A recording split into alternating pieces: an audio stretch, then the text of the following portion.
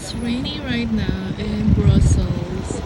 I think this is the square. I don't know where, but I am heading to H&M. I need to find some leggings for me or some warmers.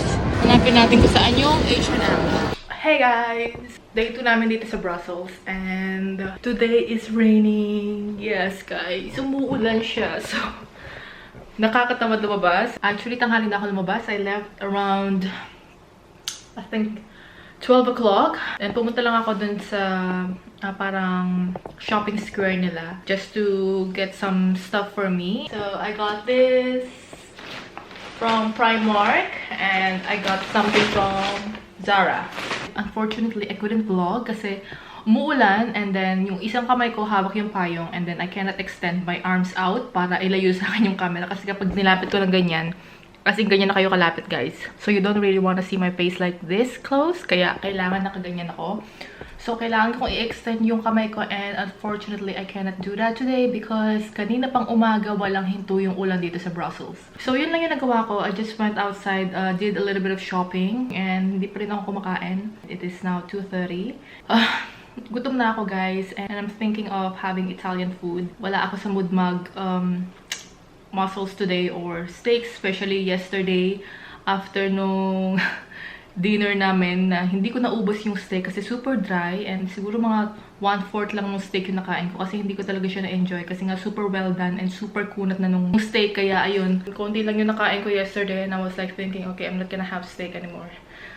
Not for now. Feeling ko mag-pasta today. Some spaghetti and some pizza because I'm hungry. What I'm gonna do right now is I'm gonna search sa Google kung ano yung pinaka-the best Italian restaurant here in Brussels.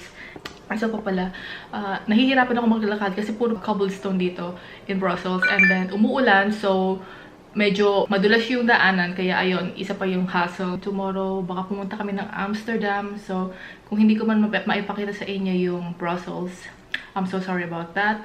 Pero I'll try my best. We'll see. Kapag huminto yung ulan, I'll show you a little bit more of Brussels. For nakahanap muna ako ng Italian resto and then pila ako na pumunta doon kasi sobrang gutom na ako guys. Papakita ko lang pala sa inyo guys yung ibang items na nabili ko.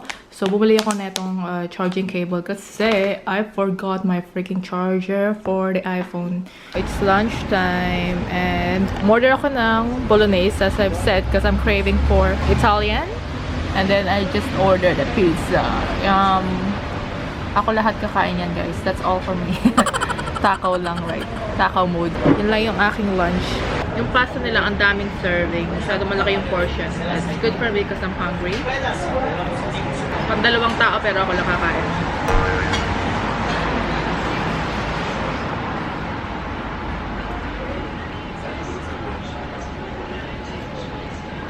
Dami ko nakain. Nabigla yata yung chan ko. But anyways, pupunta ako ngayon sa may parang Market Square and I'm gonna buy some magnets and pila ko ng Belgian chocolate. May tuna pala yung ulan. Hindi na siya umuulan-ulan. Tignan nyo guys. Tumila na. Pero mamaya niya mukhang uulan na naman yan. So, kailangan ngayon pala umalis na ako bago pa lumakas yung ulan. Marami na ako mapibilan ng magnets and souvenirs. Ito yung isang shop. Here you can find lots of souvenirs. Oh, they have lots of magnets there. Look at these. Oh, this is cute. Belgian French fries. Cute naman. So, hanap muna ako kung may mabibili ako dito. They have fresh Belgian chocolates. Yum. Look at that selection. Looks yum. Here's another chocolate here. Oh my god. Look at this. Look at this chocolate.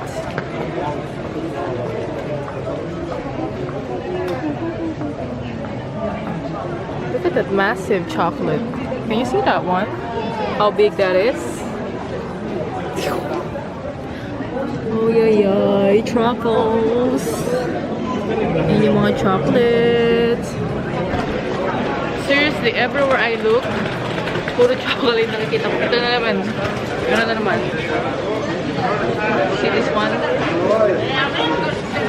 Lahat na lang ng likuan ko, guys. Puro chocolate. Oh, look at this.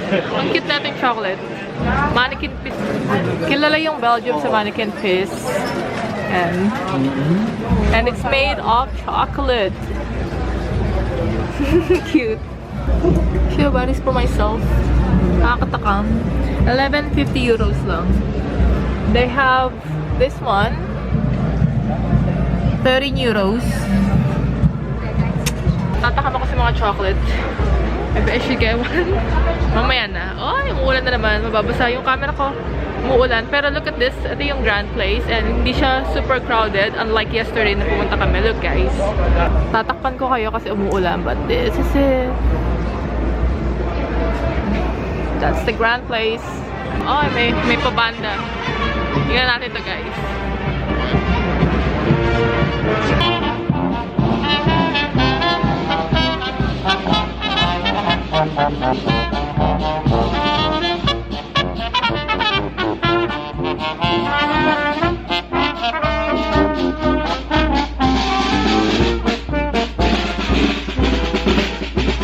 Tingnan niyo yung architecture. All gold.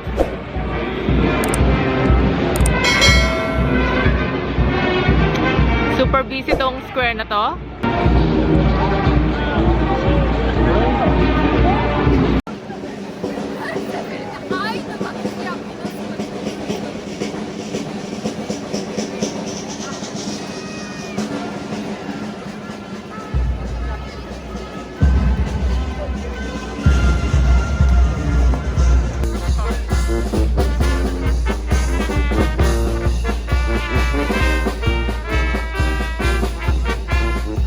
Piti nga lang kasi look at this.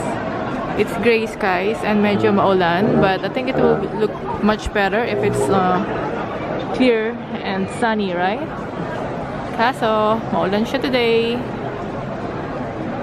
Lakad-lakad muna tayo. Hindi ko pa nalilibot yung ibang place dito sa area na to.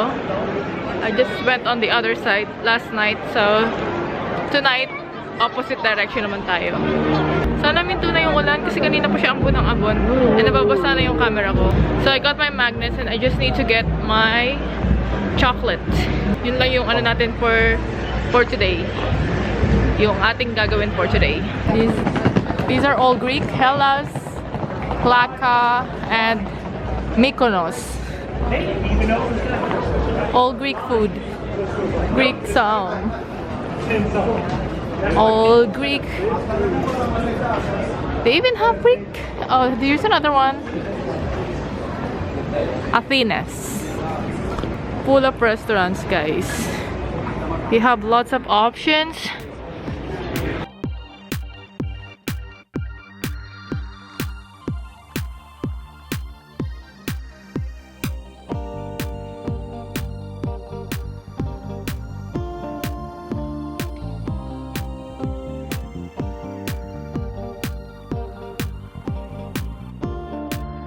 Gabi na, guys, and nabawasan na yung tao dito sa square.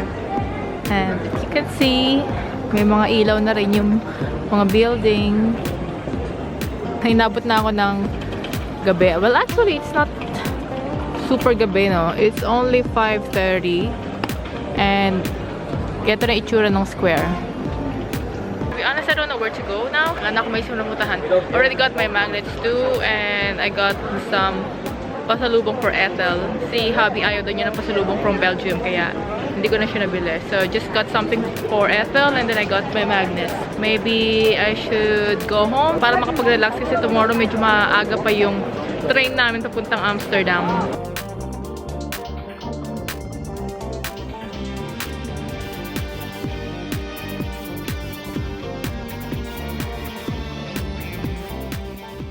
Every time na ilalabas ko yung camera, laging umuulan.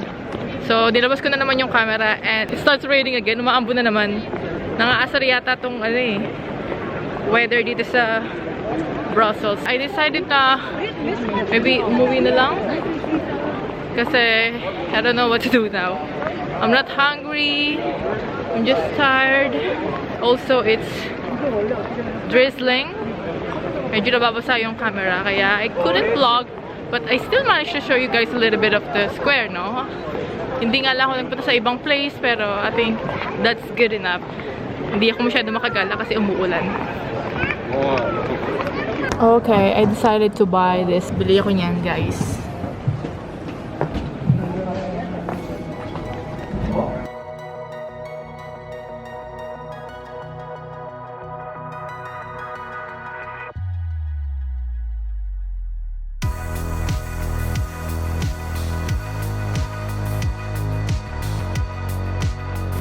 This one is a little bit nutty, but it's one of the best. It's with Pistachio? Yeah, I love pistachio. That's fine. You definitely have to try this one. This one is with sesame, so it's okay. Okay. This one is with rice. With? Rice, crunchy rice. Oh, rice. Okay. Maybe more this one. Argon. Okay.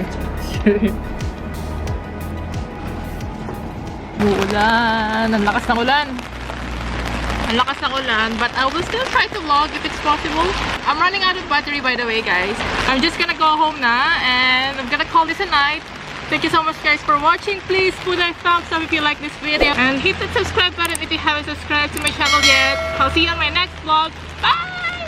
Nakalimutan pala ipakita sa inyo yung nabili kong chocolate from this place. I don't know how to pronounce this, but it should be in French. So I'm guessing Jubayan. I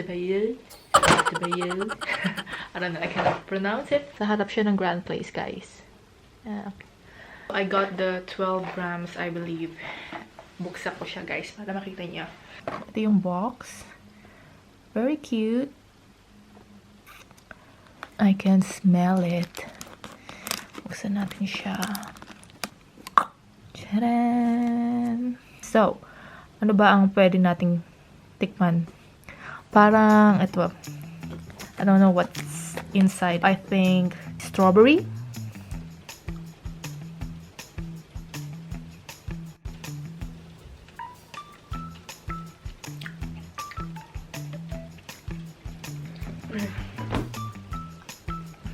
Yum!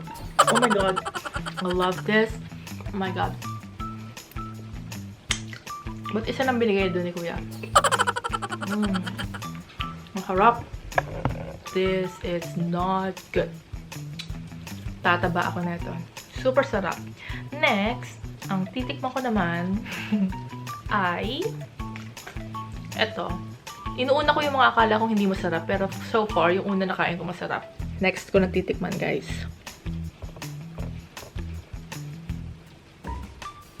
Shit. It's really tasty. Iba-iba ng flavor and super light na yung chocolate. Hindi siya masyadong heavy. Wow! Na-request ko dun sa nagtitinda na ito. Sabi ko sa kanya, siya na bahala maglagay ng mga chocolate as long na walang nuts. Kasi ayoko na may mga almonds, walnuts. So far yung mga nilagay niya, masasarap, guys. Last na, isa na lang, promise. Ito rin. Mukhang hindi masarap to. At ito na yung aking panghuling chocolate. Ano ba yan? Honey? Coffee? Ito na yung last.